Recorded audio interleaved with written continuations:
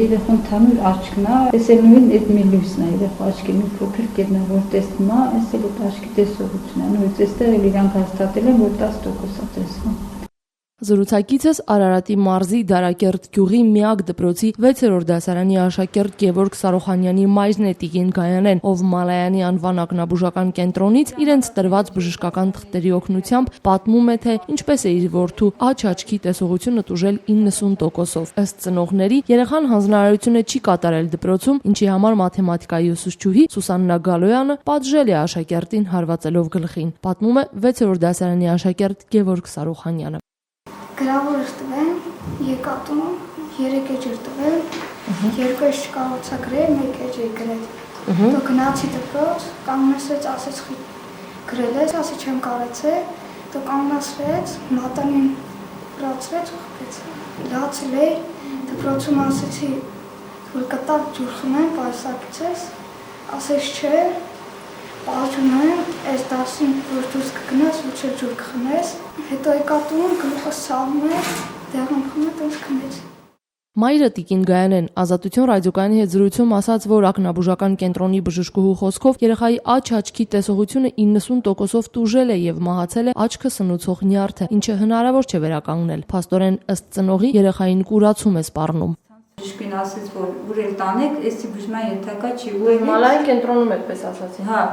բժշկին ասեց, որ տեսողության ցանցը սևացել է, մահացել է, էսի բուժման ենթակա չի, ներն է, որ աչքին սնուցող ցավանքը լույս է տալու։ Գերմանիայում մենք թուղթ չենք ուղարկել, ուղղակի դե մեզ ծանոթ ազգական կար, ասեցինք երեխու պատմությունը, ձեր մոտ բժիշկներին տեղյակ պահեք, հնարավոր է բուժել, փոխանցել։ Հետո մեզ ասեցին, որ եթե ուղեղի ցանցը մահացե, հատված հետևանքով բուժել հնարավոր չի։ Կլինի միայն այն դեպքում, երբ որ երեխան մեր մոտ մնա, ինչ որ մեկ ասենք մահանա է տարիքին,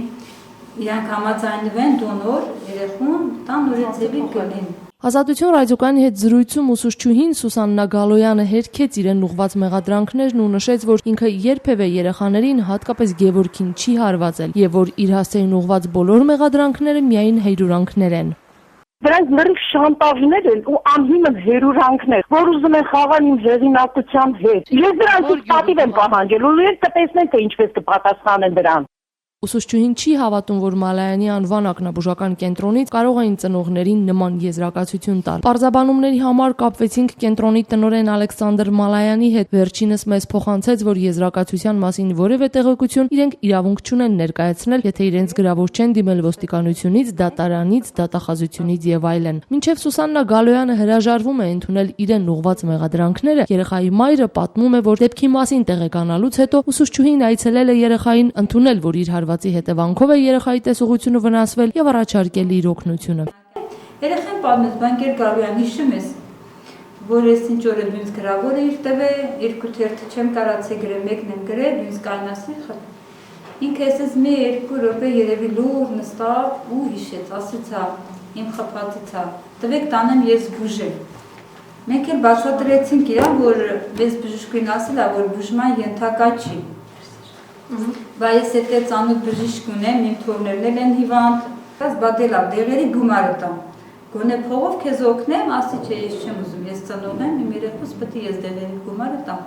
Ուղղակի մենք համագյուղացիներ ենք, երկար տարիներ իրար հետ ենք ապրել, երեխայի վիճակը տեսնելով, որ ես այդ երեխայից շփվում եմ, խելոք երեխա է։ Դրա համար էլ ասել եմ, բժշկական հարցով կարող ենք օգնել ձեզ։ Ծնողները նշում են, որ այսօր երեխայի առօրյան գլխի վայր շուռ է եկել։ Արևային ակնոցը կրում է ստիպված, օրվա ընթացքում պարտադիր հսկայական քանակով դեղեր է ընդունում։ Ստիպված է հրաժարվել սիրված խաղերից եւ որպես ծնողը ծնողին դիմում են կրթության ու գիտության նախարար Արմեն Աշոտյանին։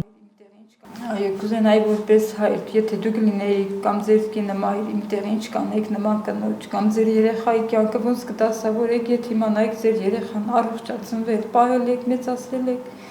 Իսկ հիմա փաստը արժև է կանգնել ու Դա ում եք դիմում հիմա։ Դիմում եմ կրթության եւ գիտության նախարարին, թող առողջապահության նախարարին միջամտել այս գործին։ Չպիտի ինձ վերևից նայեն, ասում են աղքատիկ ընտանիք են, ուզում են գումար տանք։ Ես ոչ մի գումարի ակնկալիք չունեմ իրանցից, չեմ էլ սպասում։ Շատ ժամանակ որ ուզում եմ մի քիչ գնդակով մի 5 րոպեից ավել խաղ, ասում եմ Գևորգ ջան, շատ երկար մի խաղա, բայց որ կարողանանք աչքի տեսողություն պահեք։ Նեղում է գալի հուզված պարկում է, շատ ժամանակ նեղանում քնում է, հետո քնից անում եմ դեղ եմ տալի, դեղերը կատացնում եմ, չգիտեմ շատ դժվար ապրումների մեջ է։ Իրոք հենց շոկի մեջ ենք, ամեն ինչ, միջև երեխայի մեծ տարիքն էլ արդեն իմ աչքի առաջ էր, թե ինչ ձևի լինի, դեղերը հենց դադարեցնենք, բնականաբար կարող է 10%-ներ կորի, ու աչքը կսկսի փջել, սպիտակել, հիմա դեղերի օգնությամբ տեսքը տեղում աչքի։ Տապումները չեմ ուզում որևէ մեկն ունենա։ Որ երեխաս արդեն մի աշկով է մնալու սրանից հետո ընկեր Գալոյանի հարվածով, առողջ լավ խելաց երեխա ուղարկում ես դպրոց, բայց դասատուի պատճառով երեխուս մի աշկը կուրացել է։